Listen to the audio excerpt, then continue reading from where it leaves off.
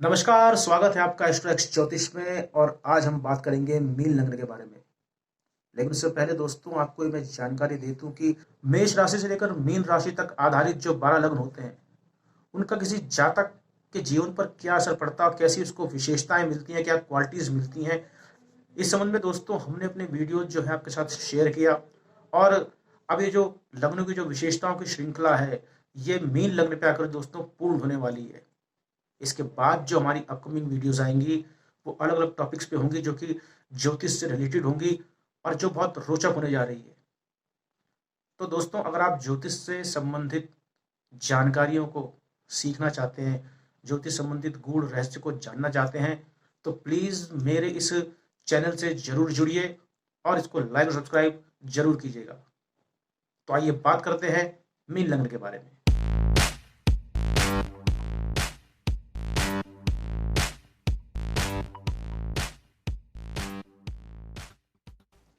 जी हाँ, मीन लग्न यानी कि आपके जन्म के समय जब पूरब दिशा से मीन राशि का साइन उदित हो रहा था तो इसका मतलब आपको जो लग्न मिला दोस्तों वो मीन लग्न मिला है। या सीधी और सरल भाषा में कहें तो काल पुरुष की कुंडली की 12वें भाव की राशि जब आपके लग्न में आकर बैठ जाए, या इस प्रकार से आप कुंडली के प्रथम भाव में जब 12 का अंक अंकित हो, तो इस बात का संकेत है दोस्तों कि आपको कुदरत ने सेल्फ सेक्रीफाइसिंग नेचर के साथ डेवलप करके इस धरती पर भेजा है। आप दूसरों के लिए अपने आप को कुर्बान करने वाले होते हैं, अपना त्याग करने वाले होते हैं। आप देखिए 12th हाउस एक्सपेंस का हाउस है, 12th हाउस लॉस का है, 12th हाउस रिलीज का, मोक्ष का हाउस है, त्याग का हाउस है, वैराग्य का हाउस है, छोड़ना है आपने। और ये कहाँ कर बैठ गया? आपके लग्न में। और लग्न क्या है? आपका तन है, आपका काया है, आपके शरीर है। तो आपने अपना शरीर छोड़ना है, तन छोड़ना है। लेकिन इसका मतलब क्या दोस्तों? शरीर छोड़ना इसका अर्थ है दोस्तों कि आपने अपने लिए जो कुछ करना है उससे ज्यादा आपने दूसरों के लिए करना है। आपका ये शरीर बना हुआ है दूसरों के लिए, दूसरों की हेल्प करने के लिए। और इसी कारण से आपके अंदर एक टेंडेंसी दिखी जाती है टू हेल्प ईच अदर। आप अच्छे डोनेटर होते हैं, दूसरों को दान करना, उनकी मदद करना जानते हैं। You are a good keeper and nurturer. आप दूसरों का पालन पोषण करना, उनका संरक्षण करना अच्छी तरह से समझते हैं। 12th हाउस मोक्ष का हाउस है, इसलिए आपके अंदर एक क्वालिटी भी देखी जाती है कि आप जो है वैराग्य से, अध्यात्म से, मोक्ष से जुड़ते हैं। You are a good diver regarding in sense to get salvation. आप अच्छे गोताखोर होते हैं, मोक्ष की प्राप्ति के लिए प्रयासरत रहते हैं। आपका जो इनर जो आपकी फीलिंग्स होती है, आपकी जो इंटरनल जो क्वालिटी होती है वो आपको आध्यात्म से जोड़ती है। स्पिरिचुअल जो थिंग्स होती है उनसे आपको कनेक्ट करती है, मोक्ष को ले आने की कोशिश करती है। लेकिन आपकी जो आउटर पर्सनैलिटी है दोस्तों, यहाँ पर एक कॉन्ट्रास्ट देखने को मिलता है कि आपकी जो आउटर पर्सनैलिटी है वो आपको वर्ल्ड की जो जो मटेरियलिस्टिक थिंग्स होती हैं, जो भौतिकता होती है संसार की, उसकी ओर धकेलती है। इसका रीजन ये दोस्तों कि आप अगर सिंबल देखेंगे मीन राशि का तो क्या है? फिश है, मछली है, मीन है। ये फिश कहाँ रहती है दोस्तों? डीप वाटर में। 12th हाउस यानी मीन राशि वाटरी साइन है और यह डीप वाटर को डिनोट करती है, बिल्कुल जहां गहराई हो, जहां शांति हो। कर्क राशि वाटरी साइन, आपकी अष्टम भाव की राशि वृश्चिक राशि वाटरी साइन। लेकिन इन दोनों से भी ज्यादा जो गहरा वाटरी साइन है वो देखा जाए दोस्तों तो मीन राशि है। तो दोस्तों जो मीन है, जो फिश है, वो इस गहरे पानी में है, लेकिन ये अट्रैक्ट होती है to get the food provided by the outer of the ocean. गहरे पानी से बाहर निकलकर ये मछली जो है, ये फिश जो है, ऊपर सतह पर आती है। किस लिए? वो जो चारा फेंका गया उसको लेने के लिए। ये चारा क्या? संसार की भौतिकता है। एकांत में रहने वाली मछली, गहराई में अपना जीवन यापन करने वाली मछली, और सीधा कहाँ आती है? संसार की भौतिकता को लेने के लिए। तो यही चीज जो है वो मीन राशि के जातकों में देखी जाती है। ये बड़े कंफ्यूज रहते हैं कि मोक्ष तरफ जाया जाए या भौतिक संसार की ओर, वर्ल्ड की जो मटेरियलिस्टिक थिंग है उसको गेन किया जाए या सेल्वेशन को कैप्चर किया जाए। इस बीच में लोग फंसे रहते हैं। दोस्तों आपकी कुंडली के सेकंड हाउस को मेष राशि जो है वो डिनोट करती है। यहाँ पर मंगल देवता इस भाव को रूल करते हैं और देखने में आता है कि आपका जो चाइल्डहुड एनवायरनमेंट होता है वो बहुत ही ज़्यादा स्ट्रगल से भरा हुआ होता है। स्ट्रगल से भरा हुआ होता है दोस्तों इस मामले में कि आपका जो नॉरिशमेंट जो होता है, जो पालन पोषण होता है बचपन में, उसमें कहीं ना कहीं कमी रह जाती है। आपको प्रॉपर पेरेंटल केयर या पेरेंटल गाइडेंस नहीं मिलती है, और इसके कारण आप जो है बचपन से ही अपने अंदर एक लीडिंग कैपेबिलिटी या अपने पैरों पर खड़ा होना सीख जाते हैं। परिवार के साथ आपको खड़ा देखा जा सकता है। आप अपने परिवार को संभालने के लिए, उनके साथ हेल्प करने के लिए एक सक्रिय भूमिका भी निभाते हैं। दोस्तों, आप खान पान के शौकीन होते हैं। You like good food, tasty food and spicy food. लेकिन ये भी देखने में आता है कि यहाँ पर आप खान पान में एक अपना एक अनुशासन जो है वो बना लेते हैं। मतलब ये कि अगर आप 4 रोटी खानी तो 4 रोटी ही खानी है, 5वीं आप मना कर देते हैं। एक नियम बना लेते हैं आप खान पान में भी।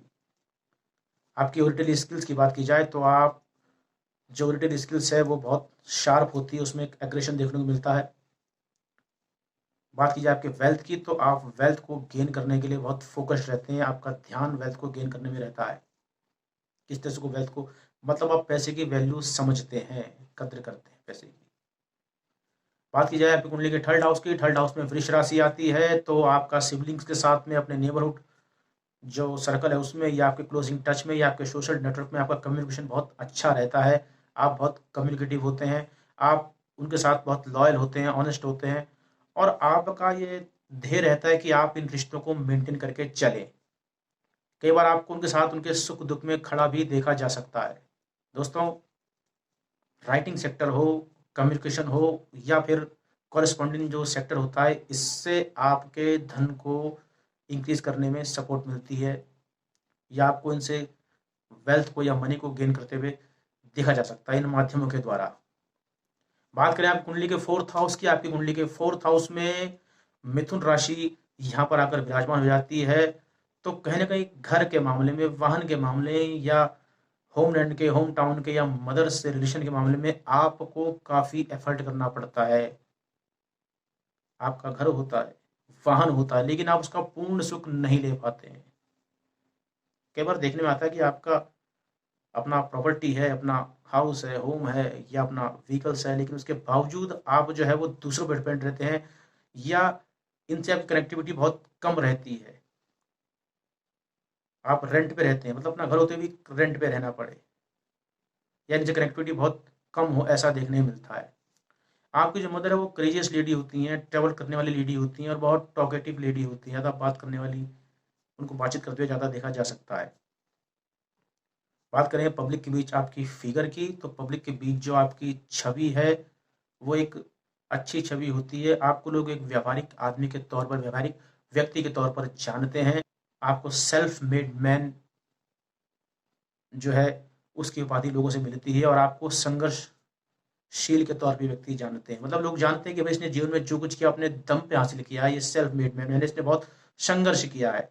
पंचम भाव की बात की जाए तो पंचम भाव में कर्क राशि आकर विराजमान हो जाती है, तो देखने में आता है दोस्तों कि आपकी एजुकेशन, या आपके विजडम, या आपके नॉलेज को गेन करने में, इम्प्रूव करने में आपकी मदर का, या मदर लाइक पर्सन का सपोर्ट आपको मिलता है। आप स्टडी करना पसंद करते हैं, कुछ ना कुछ पढ़ना या कुछ नया सीखना आपको अच्छा लगता है। लेकिन सबसे बड़ी जो कमी आपके अंदर देखने को मिलती है दोस्तों की, वो ये है कि आप किसी एक सब्जेक्ट पर फोकस नहीं कर पाते हैं। आप कुछ ना कुछ चेंजेस करते रहते हैं। आपको चेंज जो है वो अच्छा लगता है, या आप चेंज करते रहते हैं। एक समानता किसी विषय पर आप जो है वो नहीं रख पाते हैं। जहाँ तक बात की जाए दोस्तों आपके चिल्ड्रंस की, क्योंकि जो पंचम भाव है उससे कहीं ना कहीं जो है संतान संबंधी विषय भी देखा जाता है, तो बच्चों के मामले में आप बहुत ज़्यादा इमोशनल होते हैं, भावुक होते हैं। और अगर रोमांस की बात की जाए दोस्तों, तो आप रोमांटिक होते हैं, लेकिन लगते नहीं है। दोस्तों, बात की जाए कुंडली के छठे भाव की, तो छठे भाव में सिंह राशि अगर विराजमान हो जाती है, सूर्य देवता उसको रूल करते हैं, तो देखने में आता है कि अपने फादर से या किसी फादर लाइक पर्सन से आपका एक कॉन्ट्राडिक्शन रहता है, एक वैचारिक मतभेद या कहीं ना कहीं विवाद देखने को मिलता है। आपका जो मैटरनल साइड है, यानी मामा पक्ष या जो मौसी पक्ष है, वो आपकी फैमिली के मुकाबले ज़्यादा स्ट्रांग होता है, अच्छी कंडीशन वाला होता है, मजबूत पक्ष का होता है। बात की जाए रिगार्डिंग लोन, ऋण संबंधी बात की जाए दोस्तों, तो आप लोन तभी लेते हैं जब कोई हायर कॉज आपके सामने हो, या कोई हायर डिजायर आपकी अगर उसको पूर्ति करनी हो तो ही जाके आप लोन लेते हैं, अन्यथा आप इन चीज़ों से आप दूर रहते हैं। आपकी जो डेली रूटीन लाइफ है दोस्तों, उसमें काफ़ी मिसमैनेजमेंट देखने को मिलता है। आपका जो एडिक्शन भी होता है दोस्तों, वो हाई स्टैंडर्ड का या हाई क्वालिटी का होता है। और ये भी देखने में आता है दोस्तों कि कहीं ना कहीं स्टेप मदर से आपकी कनेक्टिविटी रहती है, यानी आपकी लाइफ में स्टेप मदर का भी कोई ना कोई रोल देखने को मिलता है। बात की जाए आपकी कुंडली के 7th हाउस की, तो 7th हाउस में वहां पर कन्या राशि का साइन आकर बैठ जाता है दोस्तों। आपका अपने लाइफ पार्टनर के साथ में कॉन्फ्लिक्शन क्रिएट हो जाता है। रिगार्डिंग इस संबंध में दोस्तों कि आपका जो लाइफ पार्टनर है वो छोटी छोटी बातों को भी बड़ी बनाना जानता है, उसको आर्ग्यू करना चाहता है, और आप इन छोटी छोटी बातों को दरकिनार करना जानते हैं। यहीं पर एक कॉन्ट्रडिक्शन या कॉन्फ्लिक्शन पैदा हो जाता है। आपके जीवन साथी को समझाना बहुत मुश्किल होता है, और आपका अपने लाइफ पार्टनर साथ में एक कंपटीशन चलता रहता है, एक स्पर्धा चलती रहती है। आपके 8th हाउस की बात की जाए तो आपकी कुंडली के 8th हाउस में तुला राशि आती है। आपका जो इन लॉज होते हैं या जो इन लॉज की फैमिली होती है, उनके साथ आपके जो रिलेशंस हैं वो वेल बैलेंस्ड होते हैं, और आपके इन लॉज को कई बार आपके और आपके पार्टनर के साथ में, आपके लाइफ पार्टनर के साथ में, जीवन साथी के साथ में जो संबंध हैं उनको बैलेंस करते हुए या उनमें एक तालमेल बिठाते हुए भी देखा जाता है। आपकी कुंडली के 9th हाउस की बात की जाए, 9th हाउस में वृश्चिक का साइन आता है। इस बात की ओर इशारा करता है कि आपके फादर का जो लाइफ पीरियड रहता है बहुत ज़्यादा स्ट्रगल भरा रहता है। और ये भी देखने में आता है दोस्तों कि आप जो है वो रिलीजियस और ट्रेडिशनल जो कॉन्सेप्ट होते हैं उनको बहुत डीपली फॉलो करते हैं, उनकी गहराई तक जाते हैं। आपकी जो ट्रेवल्स होती हैं वो आध्यात्म की प्राप्ति के लिए, ज्ञान की प्राप्ति के लिए होती है। आपको हिल एरिया या प्रकृति का जो साथ है, जो आनंद है, उसको लेते हुए देखा जा सकता है, क्योंकि वहां जाकर आप अपने आप को पहचानते हैं, आत्ममंथन करते हैं, आत्मचिंतन करते हैं, सुकून आपको मिलता है वहां जाकर। आपको गुफाओं में या किसी रिलीजियस या हिस्टोरिकल प्लेसेस, या बेसिकली हिस्टोरिकल प्लेसेस ना बोल के अगर आध्यात्मिक स्थान बोला जाए, प्लेस बोला जाए, तो वो आपको ज़्यादा पसंद आते हैं। जहाँ प्रकृति हो, नेचर हो, उनसे जुड़ाव आपको ज़्यादा पसंद रहता है, और ट्रेवल्स आप ऐसे ही करते हैं। आपकी कुंडली के 10th हाउस में यानी कर्म भाव की बात की जाए तो यहाँ पर धनु राशि आ जाती है। धर्म भाव की राशि आपके कार्य क्षेत्र में आ गई है। तो आपका जो कार्य क्षेत्र है देखा जाए तो कहीं ना कहीं एक धर्म से या ज्ञान से जुड़ा हुआ होता है, एजुकेशनल होता है, चैरिटेबल सेक्टर से होता है, या रिलीजियस सेक्टर जुड़ा हुआ देखा जा सकता है। ट्रैवल का भी इसमें कहीं ना कहीं एक हाथ होता है, यानी ट्रैवल सेक्टर से रिलेटेड जॉब भी इसमें देखी जा सकती है, या अपने कार्य के दौरान ट्रैवल बहुत ज़्यादा करते हो ऐसा देखा जाता है।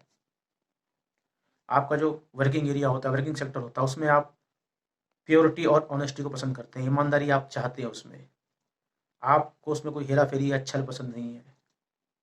और अपने कोलिग्स के साथ भी आपका ये माहौल रहता है कि भाई जो कहना है साफ कहो, सही कहो, उसमें कोई हेर फेर घुमा के मत बोलो, जो चाहिए साफ बोल दो। ये आपका नेचर रहता है, और इसलिए आपके कलीग्स कहीं ना कहीं आपको इसलिए पसंद भी करते हैं। आप अपने कार्य को भगवान की तरफ उसकी पूजा करते हैं, और आप अपने वर्क के प्रति फुली डिवोटेड देखे जा सकते हैं। आपकी कुंडली के 11th हाउस की बात की जाए तो उसमें कैप्रिकॉर्न का साइन आता है, मकर राशि यहाँ पर अगर बैठ जाती है। 11th हाउस डिजायर का हाउस है, कामनाओं का हाउस है, हायर नॉलेज का हाउस है। तो कहीं ना कहीं हायर नॉलेज गेन करने के लिए, अपने हायर डिजायर्स की पूर्ति के लिए आपको थोड़ा सा तपते हुए देखा जा सकता है, या ये चीज़ें आपको लाइफ में बहुत देर से मिलती हैं, इनमें एक देरी देखी जा सकती है, इनको अर्न करने में, इनको गेन करने में आपको थोड़ा टाइम लगता है, डिले देखने को मिलती है। बात की जाए दोस्तों आपकी कुंडली के 12th हाउस की, तो 12th हाउस में जो है वो एक्वेरियस का साइन आता है। देखा जाए तो कालपुरुष की कुंडली की 11वें भाव की राशि, आय की जो राशि है, लाभ की जो राशि है, जो कामनाओं की पूर्ति की राशि है, जो हायर नॉलेज की जो राशि है, वो चली गई आपके 12th हाउस में। तो ये देखने में आता है कि आपकी जो कामनाएं हैं आप उनका त्याग करते हैं। आपकी जो नॉलेज है वो नॉलेज किस ओर जाती है? आध्यात्म की ओर, मोक्ष की ओर। 12th हाउस मोक्ष का आ गया। जीवन के बाद जो मृत्यु है वो आपको किस दिशा में ले जाएगी, मोक्ष कैसे मिलेगा, सदगति कैसे प्राप्त होनी है, इस दिशा की ओर, या अपने आप को जो पहचानना है, सेल्फ रियलाइजेशन करना है, मंथन करना है, इस ओर जो है आपका जो है वो आपको राशि रह जाती है। तो देखने में आता है दोस्तों कि ओल्ड एज में जाकर आप अपनी कामनाओं की पूर्ति करते हैं और उनकी पूर्ति के लिए आप एक्सपेंस करते हैं, खर्च करते हैं। आपका जो बेड प्लेजर होता है बहुत अच्छा होता है, या नींद आपकी जो होती है बहुत अच्छी होती है। तो मीन लगने के बारे में दोस्तों इतना ही। आपको मेरा वीडियो कैसे लगा प्लीज़ कमेंट सेक्शन में आके कमेंट जरूर कीजिएगा। नमस्कार, जय बद्र विशाल।